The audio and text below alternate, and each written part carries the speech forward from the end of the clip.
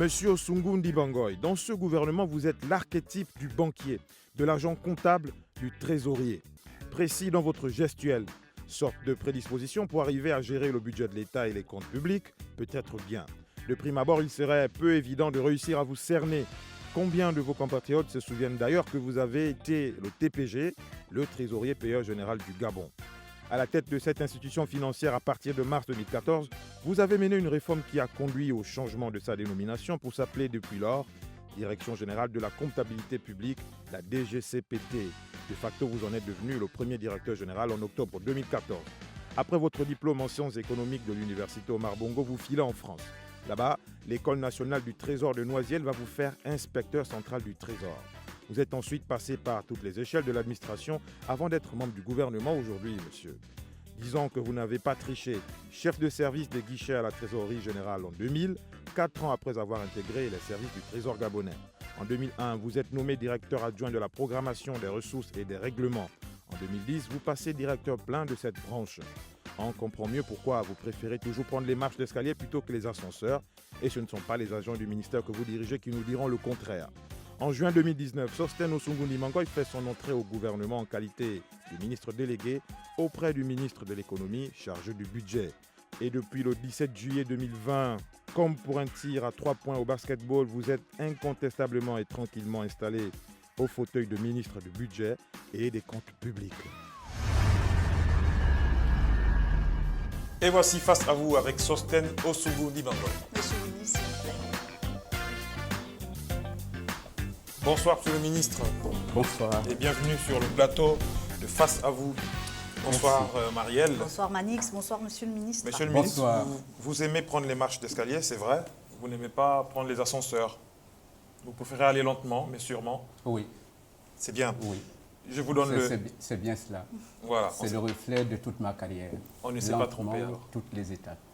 Je vous donne le programme de ce numéro de Face à vous. Merci. En première partie, on aura l'échange avec Marielle. Et le premier axe de nos discussions sera donc dédié à la pension retraite et système de rémunération. Ensuite, la loi de finances rectificative, le code des marchés publics et la gestion du patrimoine automobilier et immobilier de l'État. Vous répondrez aux questions de vos compatriotes et on ira donc à la seconde partie réservée au débat avec un contradicteur, quelqu'un qui s'y connaît, qui est au fait des réalités de ce département ministériel. Vous êtes prêt, monsieur le ministre? Oui. Marielle, ça va, on est prêt? Ça va, on est toujours prêt Manix. C'est Toujours parti, prêt. face à vous. Pension, retraite et système de rémunération. Monsieur le ministre, votre collègue de la fonction publique a dit sur ce plateau qu'elle a fait tout le travail et elle vous a transmis le dossier. Où est-ce que vous en êtes avec l'arrimage des pensions retraite au nouveau système de rémunération? Il faut déjà préciser que le volet de la protection sociale est un point important du pacte social. Dans les pivots du pacte social, de PAT, Du plan plan d'accélération à la transformation, transformation, vous avez le volet, le pivot numéro 2, qui est le pivot social. Et dans ce pivot, il y a un renforcement, il y a une volonté de renforcer nos caisses d'assurance, volonté de les restructurer, restructuration technique, financière, pour leur permettre de faire aboutir ces dossiers. De quoi s'agit-il? Oui, dites-nous. La loi 496, qui fixe le régime général des pensions, donne 3 paramètres importants pour la liquidation de pensions. Le premier paramètre, c'est la durée de service. Minimum 15 ans de service effectif pour jouir d'une pension. Le deuxième volet, le deuxième paramètre important, c'est la solde de base. La solde de base, c'est le point d'indice multiplié par la valeur de l'indice, la valeur du point d'indice, et auquel s'ajoute le SMIC. Oui. Il y a aussi le taux d'annuité, c'est 2%. C'est la rémunération de l'année d'activité. Et enfin, le taux de cotisation, qui est le produit de l'annuité multiplié par la durée. Voilà ces 4 principaux paramètres qui sous-tendent la liquidation des pensions de retraite du secteur public. En 2015, avec le nouveau système de rémunération, quelques-uns de ces paramètres ont été modifiés. Le point d'indice est passé de 425 à 500. Oui. Là, il y a eu également l'élargissement de la plage indiciaire, l'assiette de cotisation. Le l'indice plancher est passé de 65 à 300. L'indice plafond est passé de 1465 à 2244, donc quasiment 779 points en plus.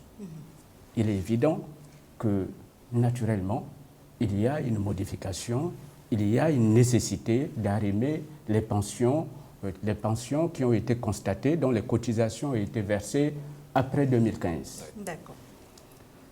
Nous nous retrouvons avec un système où il y a un régime, où il y a deux systèmes à l'intérieur. L'ancien système de rémunération et le nouveau système de rémunération. Tous ceux qui ont cotisé dans l'ancien système de rémunération ne posent aucun problème. Tous ceux qui ont cotisé dans le nouveau système de rémunération, donc à partir il de a 2015. commencé à partir de 2015. Donc Oui. en fait, les cotisants les plus, ceux qui ont cotisé le plus ont 5 ans environ. Exactement. Pour avoir cotisé pleinement dans ce système, il faut attendre 2029. Pourquoi? Il faut avoir fait 15 ans. D'accord. Oui, vous le disiez tantôt. Voilà. Le Vous système, il faut justifiez noter, pourquoi vous ne pouvez pas pour il le faut moment noter, arrimer arrimer. les il faut noter que notre système de protection sociale est basé sur une logique de type assurantiel. Logique assurantielle. C'est après cotisation que vous pouvez bénéficier. Vous ne saviez pas avant, monsieur le ministre, avant de... Mais si, j'en arrive. D'accord. Nous avons donc le problème des pensionnés qui sont à cheval sur les deux systèmes. Oui. 10 ans dans l'ancien, Et 5 ans dans le nouveau. dans le nouveau. Oui. Et l'arrimage concerne cette population. C'est-à-dire environ 7500 pensionnés aujourd'hui concernés par cet arrimage. Vous leur avez de expliqué pension. ça, monsieur le ministre? Est-ce qu'ils sont au courant de cette... de ce- Oui, la Caisse des pensions rencontre régulièrement l'Association nationale des retraités du Gabon. Pourquoi cet arrimage n'a pas été fait plus tôt? Premièrement, il fallait prendre des textes réglementaires. Je vous ai dit que c'est la loi 496 Oui. Oui. qui régissait les pensions jusque-là, jusqu'à aujourd'hui par défaut d'ailleurs. Il a été pris une loi 22 en 2018 qui fixe les principes généraux des pensions. Après, en 2019, elle a été promulguée en février 2019. Mais cette loi renvoyait au texte réglementaire la liquidation des pensions. Ce texte a été pris. C'est ce que ma collègue disait la dernière fois. Le projet de texte a été pris.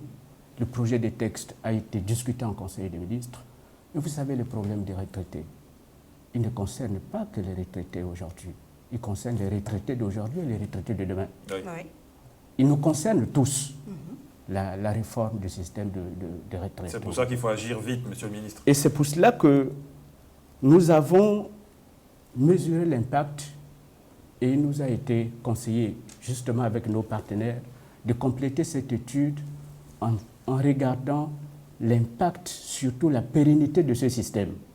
Mais vous savez, en 2012, nous avions un rapport démographique de 5 cotisants pour un retraité. 5 cotisants Oui. pour un retraité. Mais ce rapport se dégrade. Ce rapport aujourd'hui est de 3 cotisants pour un retraité. Mais surtout, avec l'arrivée, si vous voulez, des baby-boom de la génération Oui. 60 en Oui. retraite. Ils vont aller en retraite là dans les 7-10 ans. Donc on attend une vague importante de De retraités. retraités. Oui. Et en contrepartie, vous avez quoi? Vous avez une maîtrise des recrutements, des cotisants d'entrée Oui. pour les réformes de la masse salariale.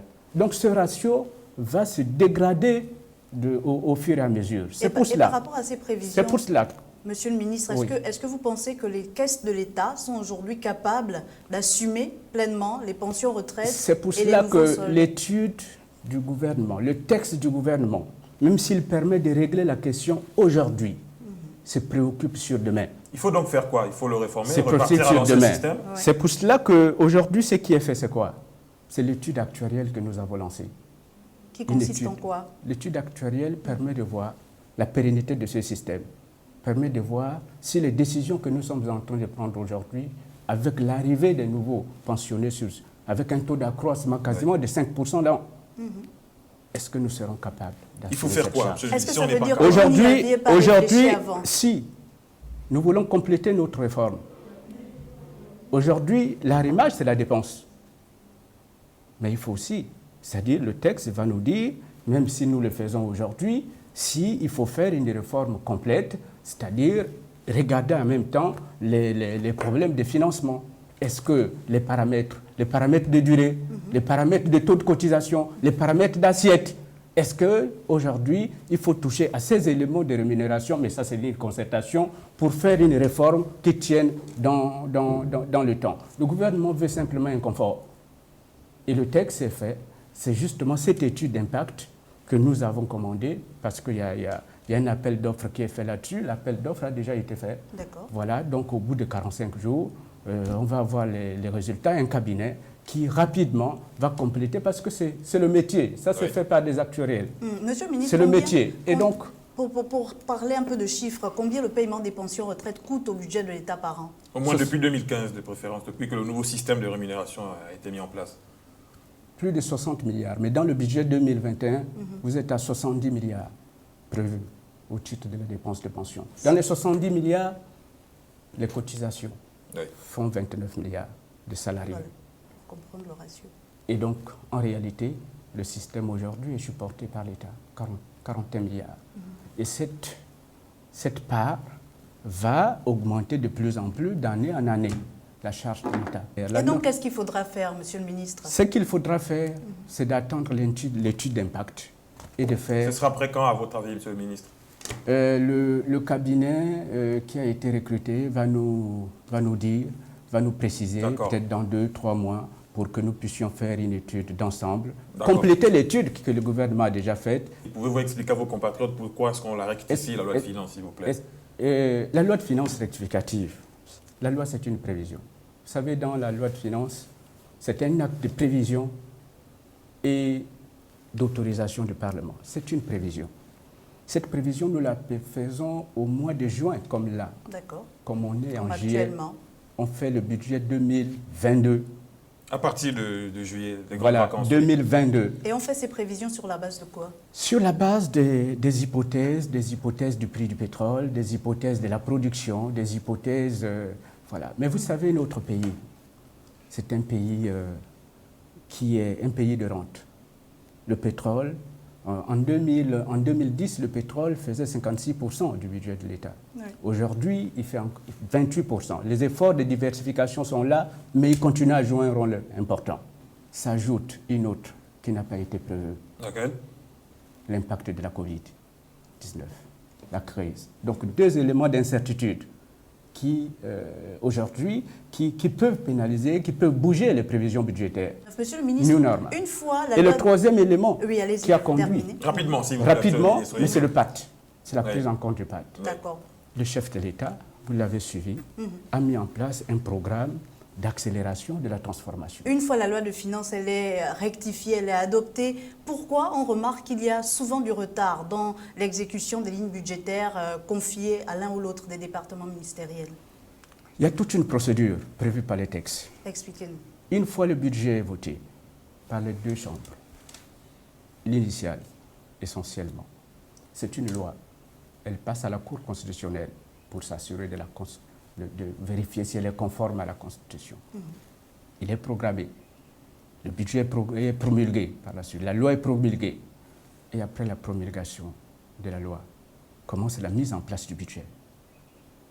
Et cette mise en place donne lieu à d'autres formalités, c'est-à-dire toutes les habilitations des ministères sectoriels qui doivent définir leur chaîne managériale, qui va gérer quel crédit, et cette étape peut prendre 1-2 mois. On se retrouve avec certains ministères, monsieur le ministre, jusqu'à la fin de l'année qui n'ont pas de budget pour l'exécution de certains chantiers. Mais j'en arrive. Aujourd'hui, le plus important, c'est quoi? C'est ça que nous voulons justement modifier à partir du budget 2021. Les ministères sectoriels ont été sensibilisés. Il y a eu une conférence à Arambo que nous avons faite. Oui. Parce qu'aujourd'hui, ce qui est important pour nous, c'est permettre à ce que les administrations réalisent les projets qui ont été inscrits dans le pacte. Oui. Mais ils les réalisent correctement suivant les procédures en vigueur, donc en tenant compte des appels d'offres, en priorisant les appels d'offres. cette formation a été faite Oui, à Rambo en oui. décembre. Oui. 224 opérateurs des différents secteurs ont été formés. Oui. Aujourd'hui, les appels d'offres se font et les règles d'exécution ont été prévues et fixées pour le budget 2021. Pour son exécution, c'est 30 jours. Vous faites bien d'en parler, monsieur le ministre. 30 jours. On arrive maintenant au sujet sur le code des marchés publics. Que prévoit le code des marchés publics pour la réalisation des grands travaux, monsieur le ministre?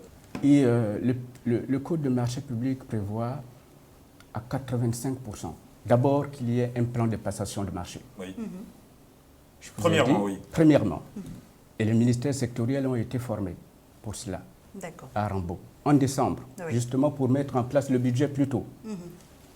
Et ensuite, le montage des dossiers d'appel d'offres. Parce que vous savez, ce qu'il faut savoir, c'est que notre pays, les 3 dernières années, 2015, 2016, 2017, et je pense que même avant, il a été montré, et les études de la Banque mondiale ont montré que l'essentiel de notre budget, 85% en moyenne, est exécuté par entente directe. Le gré à gré? Le gré à gré. Oui. Le chef de l'État veut la transparence dans ce domaine. Et donc, le Premier qu'est-ce qui se ministre passe et chef maintenant, de monsieur le gouvernement, ministre? Qu'est-ce qui a changé, aujourd'hui, oui? Ce qui a changé, c'est ils doivent faire les appels d'offres prioritairement. Oui. Et c'est ce que les ministères sectoriels sont en train de préparer. Vous savez, en 2020, il y a 2 choses. Le gré à gré, 85%, c'est confirmé par le FMI dans l'étude PIMA sur les investissements. Et il a été montré que c'est à l'origine de 50% de la déficience, si on veut, de notre Oui, c'est assez investissement explicite, public. monsieur le ministre, vous dites, oui. C'est l'aspérité, ça fait partie c'est l'une des aspérités de notre politique budgétaire. Il faut la corriger, mais rapidement. Et la correction, c'est celle-là. Tous les ministères sectoriels qui ont reçu des crédits ont envoyé leur plan de passation des marchés et aujourd'hui, il y a des appels d'offres qui sont en train À partir de d'être quel faits. montant à peu près il faut faire un appel d'offres, monsieur le ministre? Selon la nature des travaux. D'accord. Mais c'est 50 millions pour les travaux en tout cas. Alors pourquoi Il est pour évident certains- que l'entente directe, c'est 15% sous Oui. certaines conditions. Oui. Mais 85% des crédits doivent être exécutés par la procédure d'appel d'offres. Monsieur le C'est ministre, ce qui garantit pourquoi le pour certaines résultat. tâches qui relèvent des compétences des services du ministère de l'économie, le gouvernement fait recours aux prestataires internationaux pour les appels d'ordre, par exemple, pour réaliser des audits, alors que les services du ministère de l'économie peuvent le faire? Pourquoi cette préférence? Il n'y a pas de préférence lorsque vous prenez le budget en ressources nationales. Quasiment l'essentiel des appels d'offres est orienté vers les nationaux. Il n'y a pas d'appel d'offres quasiment international. D'accord. D'accord. Budget. Donc il y a l'État arrive à 150 faire de milliards. l'intégration verticale. Après, nous avons des investir pour FINEX. que des Nous avons des financements des financements extérieurs. extérieurs, oui. Dans les financements extérieurs, l'argent ne vient pas. Ce sont les bailleurs qui payent au sectoriel, qui payent le projet directement. Oui. Et donc là, vous êtes... Est-ce que ça a été le cas pour la SEG, l'audit de la SEG récemment, monsieur le ministre? Ce sont les internationaux qui l'ont réalisé. Ce n'est pas un financement extérieur? Après, ça dépend de... Dans les PPP, Oui. regardez les barrages. Nous avons signé Kingele Aval Kingele récemment. Aval. Mais c'est un niveau d'ingénierie et de technicité qui est élevé. Est-ce que le gouvernement peut arriver à faire de l'intégration verticale, c'est-à-dire proposer à ses propres services Ou est-ce de qu'on manque réaliser encore des de audits? compétences au niveau Oui, bien sûr. national? Oui. Bien sûr. Bien sûr, et cela commence à se faire. La réforme des TP, des travaux publics. Aujourd'hui, les travaux publics ont des directions qui peuvent faire ces études. Oui. Nous avons des laboratoires également. Mhm. Donc, je pense qu'aujourd'hui, il faut mutualiser les deux. Et dans le secteur de BTP, pour l'essentiel, c'est les entreprises. Monsieur le ministre, est-ce qu'un haut dignitaire Et de avec une l'État diminution. a le droit de bénéficier d'un marché de l'État lorsqu'il a une entreprise? Non. Ce n'est jamais arrivé? Pas que ce n'est jamais arrivé. Il y a une Ouais. dimension, je vous ai dit, de gré à gré. Il y a eu, je vous ai dit, les faiblesses de notre politique budgétaire. On vous a dit qu'on est en train de les D'accord. corriger. Mais quel est le principe de la commande publique? Elle repose sur le libre accès. Elle repose sur l'égalité de traitement. Elle repose sur la mise en concurrence. Et c'est ça que nous voulons faire prioritairement. Est-ce qu'il y a... Justement pour permettre quoi? Pour permettre en réalité qu'on baisse le coût, en réalité qu'on baisse le coût et qu'on parvienne à avoir une matérialité de la dépense sur le terrain. Il n'y a pas seulement l'appel d'offres, il faut le compléter par des contrôles C'est ce que j'allais demander. Est-ce qu'il y a des contrôles? Est-ce qu'il y a des enquêtes sur le terrain? Des contrôles administratifs, oui. Réalisés par qui? La Cour des comptes? La Cour des comptes, c'est des contrôles a posteriori. A posteriori, oui. La Cour des comptes et, a priori, et le Parlement. Oui. Mais il y a des contrôles administratifs. La nouvelle Direction générale des marchés publics. Les marchés publics ont été érigés en Direction générale en 2020. D'accord. En 2020, en janvier 2020. Ils sont dotés de la compétence de réaliser des contrôles. De réaliser des contrôles. D'accord. Et puis, vous savez, les statistiques en 2020? Dites-nous, Monsieur le ministre. 67% d'appels d'offres. C'est positif. Oui, 67% d'appels d'offres. On était à 85% de gré à gré. En 2020, on est à 65%. Au fur et à mesure que les années passent, vous arrivez à... Voilà, et en 2021, à mi-parcours, on est à 50% d'appels d'offres sur le... Donc, les rapports bougent un tout petit peu. Maintenant, ce qu'il faut faire, c'est d'améliorer la qualité de ces appels d'offres. Oui. Voilà. Et c'est pour cela que, très prochainement, il y a un journal des marchés publics en ligne qui va permettre c'est pas plus mal, les participants de pouvoir avoir les informations sur les appels d'offres. Dernier axe de notre discussion avant les questions de vos compatriotes, la gestion du patrimoine automobilier et immobilier de l'État. Monsieur le ministre, le nombre de véhicules de l'État concurrence celui des véhicules à usage personnel sur le parc auto du Gabon. D'abord, quel est le budget alloué à l'achat de véhicules administratifs et institutionnels? Il y a 4 milliards pour les dépenses d'équipement, globalement. Équipement en véhicules, équipement en matériel de bureau. C'est 4 milliards. Monsieur le ministre, on a l'impression que quand un ministre est nouvellement nommé, la première chose qui l'intéresse, c'est d'avoir de nouveaux véhicules, un nouveau parc automobilier. De nouveaux meubles, Pourquoi? ainsi de suite. Le véhicule des ministres date de 10 ans.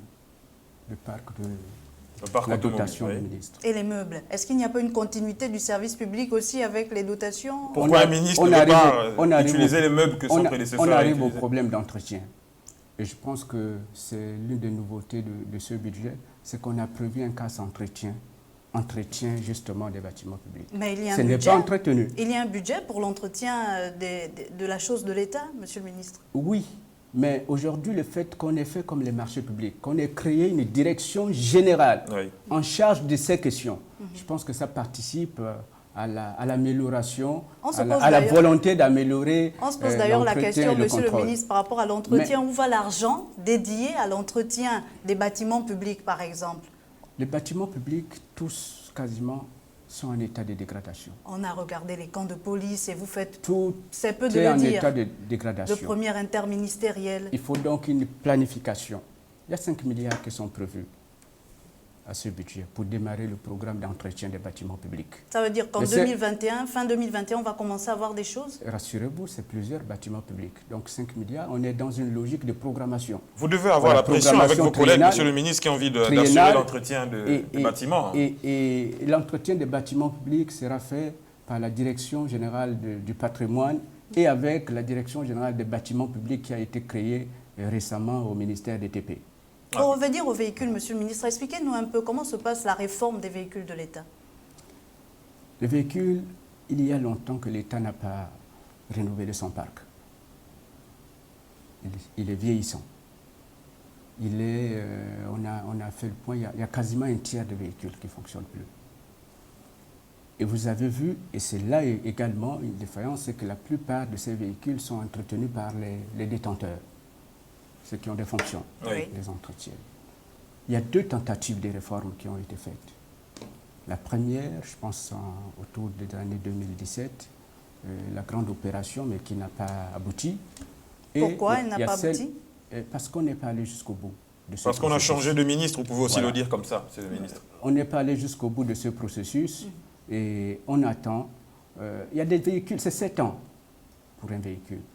Mais est-ce que vous réformez les véhicules alors que vous n'avez pas pu renouveler les véhicules des services? C'est ce que font les agents qui sont détenteurs de véhicules. C'est trop facile. Et c'est pour cela, à mon avis, qu'il faut que nous sommes en train de corréler le programme de renouvellement des véhicules de tous les ministères. Je vous dis, il y a une dotation et à ce jour, les véhicules ne sont plus payés par chaque direction générale, chaque ministère. Tous les véhicules de l'État, pour tous les ministères, sont exécutés et sont achetés par la Direction générale du patrimoine, qui paye pour tout le monde. D'accord, monsieur. Et qui fait un appel d'offres groupé et les répartit dans les ministères. Donc les ministères ont exprimé les besoins. C'est vous qui avez apporté cette réforme, monsieur le ministre? Non? C'est le une gouvernement. idée de... C'est le gouvernement. Oh, mais vous ne pouvez pas toujours être humble si c'est vous pouvez le dire, Monsieur le ministre, on reproche aux Gabonais d'être des locataires, d'aimer la location, alors que l'État lui-même est un gros locataire. Combien ça coûte au budget de l'État, tous ces bâtiments administratifs en location? Il y a 4,6 milliards dans le budget. Mais en réalité, ce n'est pas ça le coût. Ce n'est pas celui-là le coût réel. Il est beaucoup plus plus élevé. 22 milliards. Mais pourquoi on ne construit pas? Mais avant même de construire, il faut réhabiliter ces bâtiments. Regardez les affaires étrangères. Tout le monde loue aujourd'hui à cause de la dégradation de l'état de vétusté de nos bâtiments. Oui. La première étape, la première action, c'est de les réhabiliter et ramener les administrations dans leurs bâtiments. L'appel d'offres des affaires étrangères est en dépouillement. On reproche à ce bâtiment d'avoir de l'amiante, monsieur le ministre, donc des toxiques. Les techniciens feront leur travail, mais le budget prévoit la dotation et tout ce qu'il faut pour pouvoir faire ça. Il y a un décret qu'on a pris en Conseil des ministres, déjà pour régler le problème des locations de l'État, c'est-à-dire un barème. Vous ne pouvez plus dépasser, il y a le prix fixé au mètre carré désormais. Ça, c'est une réforme que vous avez apportée, monsieur le ministre. Vous ne direz pas, c'est le gouvernement. Oui, c'est le gouvernement. Vous êtes trop humble. Monsieur le ministre, passons aux questions de vos compatriotes. Moi, c'est M. Loïc Safou. Je voulais poser une question à M. le ministre du budget. Pourquoi il y a certains ministères d'où le budget n'est pas consistant? C'est-à-dire le budget, par exemple, du ministère de la Défense n'est pas le même budget que le ministère de l'économie ou bien le ministère de l'agriculture. Parce qu'on ne sait pas pourquoi ça varie en fait. On annonce beaucoup d'argent pour l'exécution de certains projets, mais concrètement sur le terrain, nous ne voyons rien. À quand la transparence dans l'exécution et les dépenses d'autant d'argent mis dans certains projets, par exemple l'éducation? Je voudrais demander au ministre du Budget et Comptes publics, qu'est-ce qui peut expliquer le retard des rappels soldes par rapport aux problèmes posés par les fonctionnaires? C'est Guy Serge Koga et je sais qu'actuellement il y a certaines entreprises qui ont des gros soucis aujourd'hui par rapport à cette dette-là. L'État doit de l'argent à certaines entreprises aujourd'hui et ces entreprises-là attendent le geste de l'État. Je veux savoir qu'en est-il, qu'est-ce qui est prévu par rapport à l'État, qu'est-ce qui est prévu pour soulager ces entreprises-là. Monsieur le ministre, sur quelle base se fait la répartition des budgets des départements ministériels et pourquoi cela varie d'un département à un autre? L'élaboration du budget commence par des conférences budgétaires. Des conférences d'abord stratégiques avec les ministères sectoriels et des conférences techniques. Tout à fait. C'est à cette occasion que les ministères sectoriels expriment leurs besoins. On les discute, ce qu'ils sont capables de faire, comment ils ont consommé le budget précédent, est-ce qu'ils pourront le consommer ou est-ce qu'ils pourront le mettre en œuvre. Il est évident que vous ne pouvez pas avoir le même budget à l'éducation nationale, à l'enseignement supérieur ou au sport. Ce n'est pas possible. Nous avons un certain nombre d'infrastructures prioritaires, l'éducation, la santé. Vous allez voir que dans le budget actuel, à côté de 68 milliards, il y a 11 milliards pour la résilience du système de santé. C'est le choix. Un budget, c'est un instrument de politique économique. Il traduit l'orientation de la politique économique du gouvernement. Quelle est la politique aujourd'hui, les conditions de vie de Gabonais? C'est l'éducation, c'est la santé, c'est l'eau. Et pour garantir justement la matérialité des travaux, l'exécution des travaux. Oui, comment vous faites? Très bien, oui. C'est la transparence, on en a parlé tout à l'heure. Mais ça reste un mot, monsieur le ministre, comment être sûr de cela? Non, cela se fait. Oui. Ça se fera au résultat. D'accord. Ça se fera au fur et à mesure que ces chantiers seront livrés. D'accord. Et ces chantiers vont être livrés, qui ont été prévus dans l'exécution. Nous faisons tout, mettons tous les instruments et outils pour que le budget 2021, conformément, puisqu'il intègre déjà l'ambition du PAT, pour que ce budget soit exécuté et pour qu'il y ait accélération dans les domaines clés des résultats. À quand l'apurement intégral de la dette intérieure? Il y a certaines PME qui sont essoufflées, monsieur le ministre. la dynamique de la dette intérieure déjà devrait être ralentie. Vous savez, lorsque vous avez dette intérieure, ça veut dire en réalité que vous consommez plus que ce que vous avez. Oui. Exactement, c'est ce que ça veut dire. Vous le payez par la dette. Donc, nous devons, la première chose déjà, tout en réglant le problème de la dette intérieure, il faut régler le problème de l'adéquation entre l'engagement de l'État et les capacités de trésorerie de l'État. Oui. Il faut une articulation entre les politiques d'engagement et les politiques de trésorerie. Voilà. Le deuxième aspect, c'est que cette dette a été évaluée. Cette dette a été corrigée. Cette dette, je ne reviens pas sur cet aspect. La task force a déjà suffisamment communiqué là-dessus sur la dette intérieure. On en a parlé avec votre collègue du ministère de l'économie. Voilà. Aujourd'hui, il y a une première levée qui est faite, voilà, qui permet de commencer l'apurement de ça. Et cette dette va s'apurer pendant tout le long du plan d'accélération.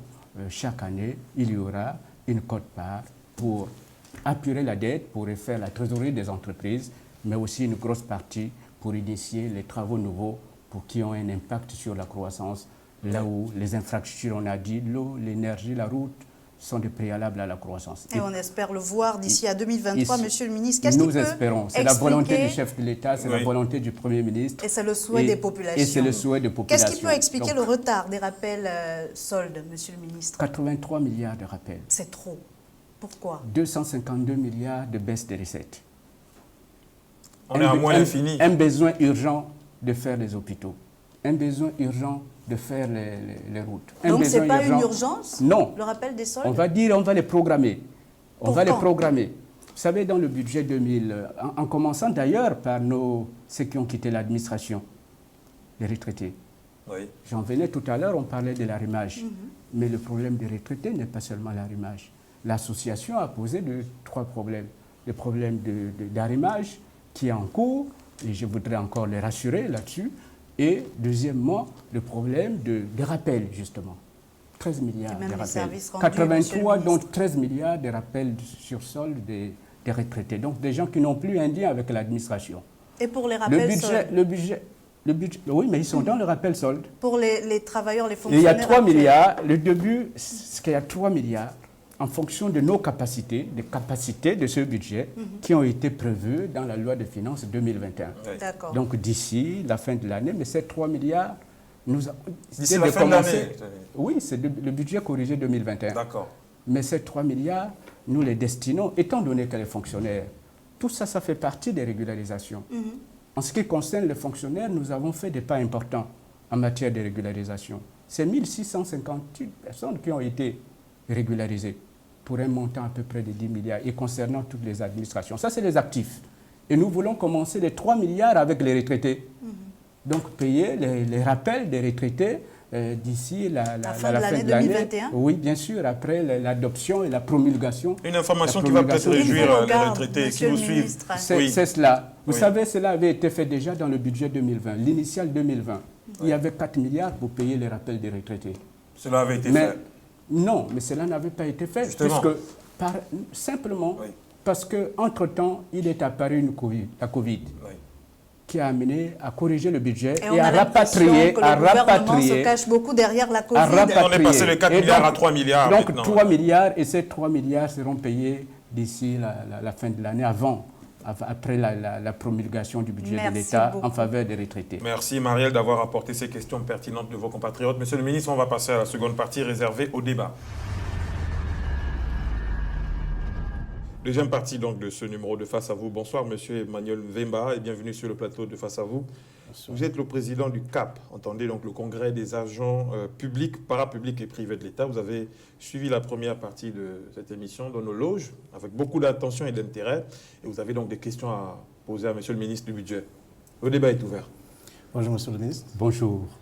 Félicitations d'abord pour les éclairages, parce que les Gabonais ont besoin de comprendre ce qui se passe, surtout sur la question de l'arrimage de la pension retraite au nouveau système de rémunération. J'ai suivi vos réponses tout à l'heure qui ne cadrent pas avec les attentes qui sont les attentes des retraités. Le gouvernement parle d'études.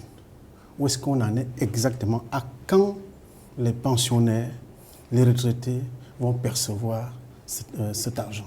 Je vous dis, cette question a été examinée, le projet de texte existe et encore une fois, nous faisons tout pour pouvoir abréger, pour pouvoir terminer l'impact et mettre en œuvre cette mesure.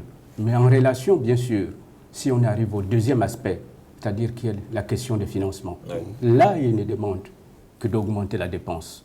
Le gouvernement veut s'assurer que tout ça et le compte de ces pensions, tout ça peut être supportable à long terme. Pas maintenant. Maintenant, on va le faire. Mais justement, cette question de financement, nous allons le voir avec les partenaires, la question de financement. Nous allons voir comment on équilibre notre système de pension. Est-ce qu'on bouge la durée? Est-ce qu'on bouge les autres paramètres, l'assiette? On ne cotise que sur la solde de base. Il y a d'autres éléments de rémunération. Donc nous voulons que cet aspect-là, si on est tout à fait en phase là-dessus, qu'on regarde ça de façon à faire une réforme qui est une réforme complète et que rapidement, nous tous, je vous ai dit que les problèmes des retraités ne sont pas seulement les leurs, c'est nous tous. Bien sûr. C'est ce qu'on sera demain.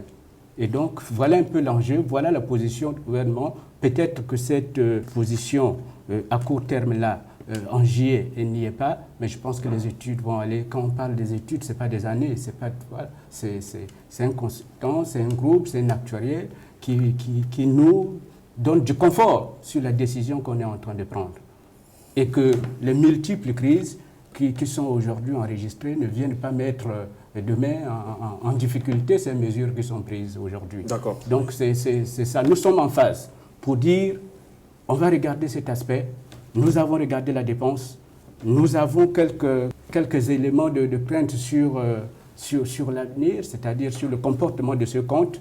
Nous voulons voir, parce que c'est l'étude actuarielle qui peut dire en réalité ça ne se décide pas. Monsieur le ministre, à quel taux votre interlocuteur souhaiterait réagir. Monsieur le ministre, gouverner c'est prévoir. Effectivement, les études vont être faites et je crois que ce que nous voulons, nous partenaires sociaux, c'est que le gouvernement puisse se projeter. Aujourd'hui, vous parlez des études, nous sommes d'accord, mais est-ce que vous pourriez dire aux Gabonais quand est-ce qu'ils vont passer à la caisse? Ça, c'est d'une part. Mais également, les Gabonais aujourd'hui, depuis près de 6 ans aujourd'hui, sont dans ce que vous avez appelé la prépension. Qu'est-ce que la prépension? Et est-ce que cette prépension donnerait droit au rappel? Les retraités iront à la caisse dès lors que nous aurons l'impact rapidement.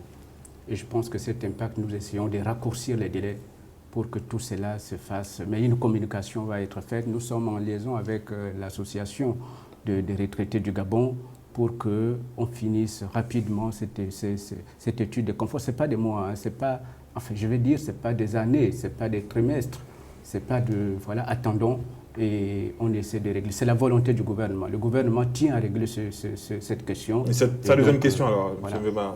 C'est une préoccupation pour le gouvernement et elle sera menée à terme sous la conduite du Premier ministre et du chef de l'État. Alors, on peut parler de 2021 ou 2022? Je pense qu'on va avoir l'étude actuarielle, elle est lancée. Nous aurons les résultats en 2021.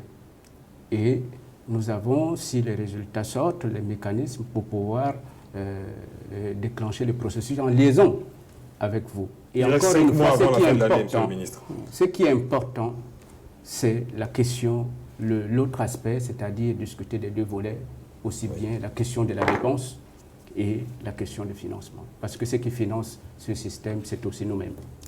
Et la prépension, elle est réglementée par un texte? La prépension, aujourd'hui, va concerner les 7500 retraités, comme je l'ai dit. C'est-à-dire tous ceux qui ont versé, ont cotisé dans le nouveau système de rémunération. Ça ne concerne pas les 24 000 pensionnés, 24 812. C'est les 7500. Et bien entendu, lorsqu'elle sera liquidée, elle donnera lieu à un rappel, puisque c'est des droits. Les droits seront constatés à partir de la date à laquelle les cotisations ont été versées. C'est un système progressif. Nous voulons vraiment, effectivement, faire en sorte que cela soit une réalité et le Premier ministre, le chef de l'État y tient. Puisque ça vient de l'autorité monétaire nationale, nous vous faisons confiance. nous aurons besoin de vous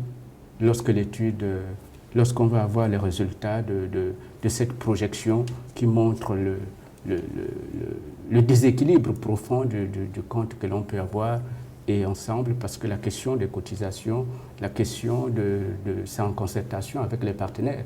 Oui. Lorsqu'on veut bouger l'assiette de cotisation, lorsqu'on veut bouger la durée. Et ailleurs, c'est plutôt des réformes du système de pension qu'il nous faut aujourd'hui. Monsieur Emmanuel Vemba. Oui, monsieur le ministre, c'est peut-être ma préoccupation essentielle. Qu'est-ce que je devrais aller dire aux retraités dehors, au sortir de cette émission? Concrètement. Oui. Que le gouvernement est sur la question, le gouvernement essaie de rapprocher le temps, le gouvernement essaie de faire en sorte qu'il ait cet élément indispensable aujourd'hui qui nous est conseillé par nos partenaires pour pouvoir déclencher le processus. Le gouvernement sait le coup en 2021, le gouvernement sait qu'en 2021, ces possibilités, ces éléments budgétaires peuvent pouvoir intégrer, mais il veut prendre une décision en sachant qu'il peut payer demain. Est-ce que la loi de finances rectificative qu'on a adoptée dernièrement prend en compte la question de retraite, de l'arrimage? La question de retraite, vous savez, on a commencé à l'aborder depuis l'initiale. Ce qui est important, encore une fois, c'est que le niveau que vous mettez dans la loi de finances rectificative, ce niveau-là, c'est 5%. Comme je vous ai dit, c'est 8 000 pensionnés, 10 000 qui arrivent.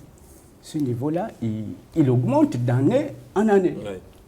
Donc ça, ce n'est pas une préoccupation, là. C'est voir avec l'évolution de son compte, avec l'évolution de ses ressources, faire un système de protection sociale qui est en phase avec le rythme de croissance de son économie. Monsieur Emmanuel Vemba, on va évoluer dans le débat. Vous avez d'autres préoccupations, peut-être? Oui, je vais terminer avec les pensions. Nous avons suivi le chef de l'État au Parlement et il a abordé cette question de retraite et tous les retraités étaient contents. Est-ce à dire que d'ici décembre, concrètement, l'arrimage sera effectif, monsieur le ministre? C'est une question importante. C'est pour ça que je reviens là-dessus. Monsieur Emmanuel Vemba, je pense que le ministre du Budget a signifié qu'il y a une étude qui est en cours.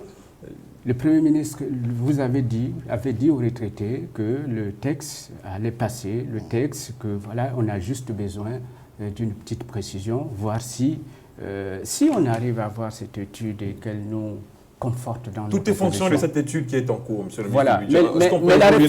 Mais la réforme sera faite, quel que soit le niveau, quelle que soit l'étude, quels que soient les résultats, ça n'annule pas l'arrimage sera fait. Aujourd'hui, Dieu c'est pour voir si on doit bouger les autres aspects des financements. C'est-à-dire tout ce qui est taux de cotisation, tout ce qui est, voilà, pour pouvoir accompagner cette réforme à long terme. C'est de ça qu'il s'agit. Or, nous ne pouvons pas faire deux réformes en même temps.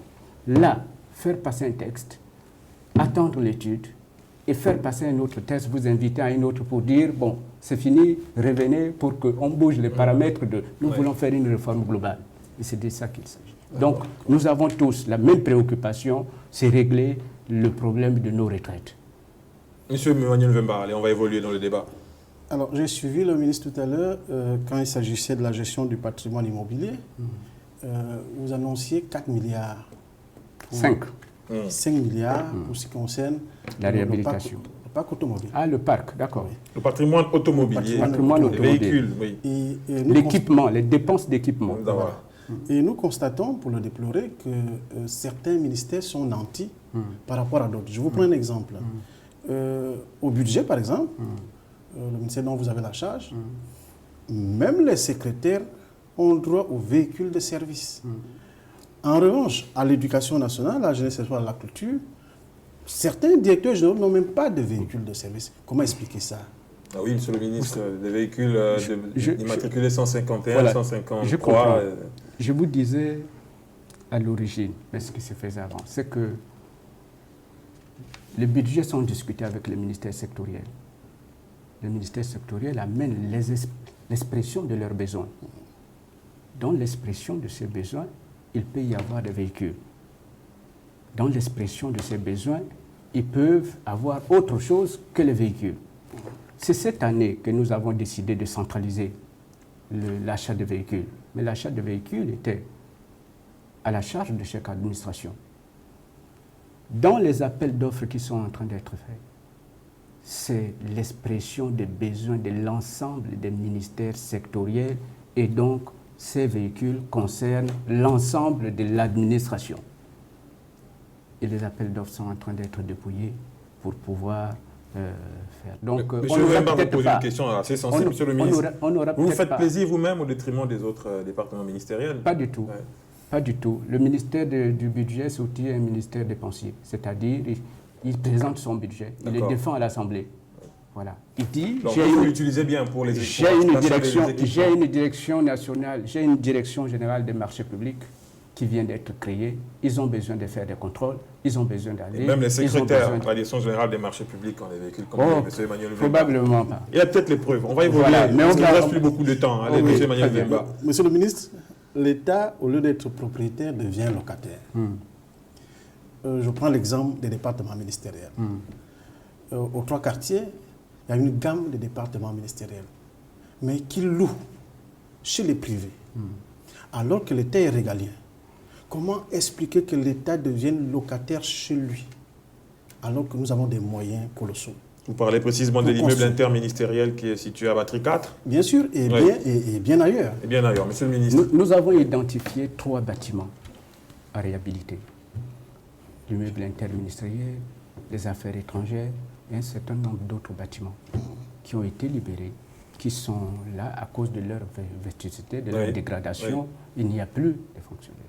Nous voulons faire un programme de réhabilitation triennale des bâtiments publics pour, au fur et à mesure, ramener l'administration dans ces bâtiments et réduire le coût de la location. Nous avons commencé par les ministères régaliens, je vous ai dit, comme les affaires étrangères. 5 milliards ne peuvent pas permettre, même pour appel d'offres, de réhabiliter l'ensemble des bâtiments. Il faut débuter. Et sous l'autorité du Premier ministre, cet arbitrage a été fait. Il y aura 13 bâtiments à réhabiliter. Dans les 13 bâtiments, est-ce qu'il y a l'ancien interministériel qui est situé à la Mosquée Hassan II? Oui, bien sûr. Qui est en décrépitude très avancée? Bien sûr, bien sûr. Oui. Et les affaires étrangères, en face du budget? Les affaires étrangères et ce bâtiment d'interministériel font partie des priorités du gouvernement. Ça devrait commencer quand, Monsieur le ministre, en réalité? Appels d'offres sont en train d'être dépouillés. Je sais que pour le ministère de l'Éducation nationale, l'appel d'offres a même déjà été dépouillé. Donc, je pense qu'ils sont en phase de contractualisation et les avances de démarrage versées pour les débuts des travaux. Peut-être une dernière question, M. Emmanuel Wemba. Oui, Monsieur le ministre, nous avons constaté que dans certains pays, c'est vrai que comparaison entre guillemets, il y a une politique de construction des tours administratifs. Ça veut dire qu'on réunit les administrations sur un même site. Est-ce que le Gabon ne pourrait pas se projeter à moyen ou à long terme pour cette politique? C'est un vieux projet, mais malheureusement qui n'a pas vu le jour. Le chef de l'État nous a instruit de pouvoir examiner les possibilités de faire une cité administrative. Donc les travaux, cette étude-là, les travaux sont en train d'être faits. Il y a un groupe qui réfléchit sur ce projet et c'est un appel. Donc nous travaillons dessus. Voilà. Monsieur le ministre, vous avez parlé des marchés publics. Vous allez finir par là, M. Emmanuel Wemba. Oui, allez-y. Oui. Les marchés publics. Nous constatons, nous, partenaires sociaux, que l'expertise étrangère est privilégiée en ce qui concerne les marchés. Au sein de votre département ministériel, au niveau même de l'économie aussi, c'est vrai que vous n'êtes pas là, vous ne représentez pas le ministère de l'économie, tout comme le budget. Alors, les jeunes Gabonais essayent un peu de mettre leur expertise en valeur. Malheureusement, quand il s'agit de l'attribution des marchés, ce sont les expatriés qui sont valorisés. Comment expliquer, négliger l'expertise nationale au détriment de l'expertise locale? Je pense que notre code de marché règle cette question, la question des PME, la question de la préférence nationale.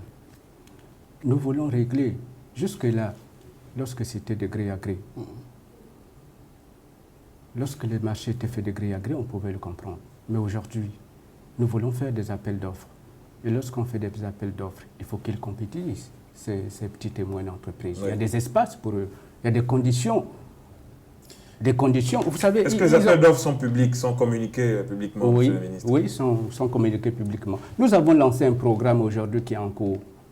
Programme de réhabilitation des dispensaires, des centres médicaux. Mais qui le fait? Ce n'est pas les majors.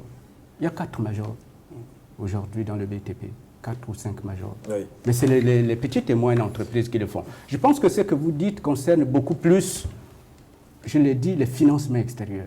C'est un domaine. Et la loi qui a été prise sur la sous-traitance, l'ordonnance qui a été validée, adoptée par le Parlement, veut pousser également le secteur privé, veut pousser également les financements extérieurs à aller vers ce processus de prendre en compte cette préoccupation nationale des entreprises de droit gabonais. Mais je voudrais également dire, monsieur, sur cette question, mais il y a aussi l'expertise de nos petits PME. Ce sera votre mot de fin, monsieur le ministre? C'est l'expertise de nos PME. Oui. Vous savez, beaucoup de travaux qui ont été confiés. Vous parlez de la compétence, donc de la... Oui, la compétence, oui. La réalisation, le civisme. Ils sont compétents, oui. Mais il faut qu'ils accélèrent dans les travaux qui leur ont été confiés pour avoir la matérialité de la dépense, pour avoir le service qui est fait sur place. Nous voulons les accompagner et nous allons les accompagner. Vous savez, le seuil de marché, c'est 50 millions. Mais en dessous de 50 millions, les PME on devrait pouvoir privilégier les PME. S'accaparer cette part de marché. Vous avez, voilà. Nous avons diminué. Nous voulons, et je pense que ça va être fait, et c'est la préoccupation des PME, diminuer les frais de passation d'appel d'offres. Ils ont trouvé que ces frais étaient élevés. Mais un arrêté va être produit pour pouvoir réduire, le ministre de l'économie et moi-même, pour pouvoir réduire les frais de passation d'appel d'offres et particulièrement pour les petites et moyennes entreprises. C'est une très belle fin, monsieur le ministre. En tout cas, votre laïus de fin est plutôt intéressant. Monsieur Emmanuel Mvemba, malheureusement, on ne peut pas poursuivre. On est arrivé au terme de cette émission, mais je vais vous remercier pour votre passage ici sur le plateau de Face à vous, pour votre contribution dans ce débat. Monsieur le ministre, merci d'être passé. C'est donc la fin de ce numéro de Face à vous. On va se retrouver prochainement. Portez-vous bien.